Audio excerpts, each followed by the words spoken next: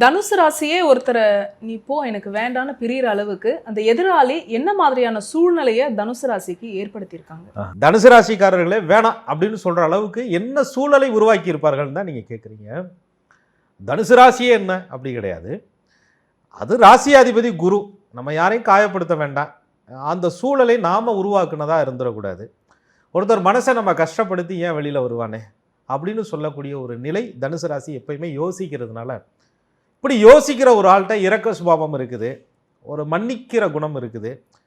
மறக்கிறாங்க இல்லைங்கிறத விட மன்னிக்கிறதுக்கு முன் வர்றது, மன்னிக்கிறவன் பெரிய மனுஷன், மன்னிப்பு கேட்கிறவன் அதை விட பெரிய மனுஷையா அப்படின்ற மாதிரி எங்களால் மன்னிக்கவும் முடியும், மன்னிப்பு கேட்கவும் முடியும் என்று சொன்னால் அது தனுசு ராசி.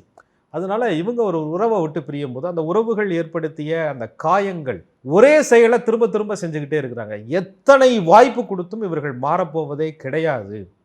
இவர்கள்ட்ட எந்த மாற்றமும் நமக்கு தெரியல. எப்போ பார்த்தாலும் குறை சொல்லிக்கிட்டே இருக்கக்கூடிய ஒரு உறவு.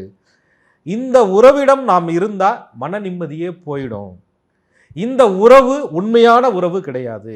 இந்த உறவுனால என்னைக்குமே நமக்கு ஒரு மரியாதை போயிடும், ஒரு மகிழ்ச்சி இருக்காது, சந்தோஷத்தை விடியா மரியாதை இல்லாமல் போயிடும் அப்படின்ற ஒரு சூழலை இவர்கள் உணரும் பொழுது, அந்த சூழலை இவர்களுக்கு ஒருத்தர் உருவாக்கும் பொழுது பிரிவார்கள்ங்கிறது அப்புறம், அந்த உறவிலிருந்து வெளியில் வர தனுசு ராசிக்காரர்கள் முயற்சிப்பார்கள்.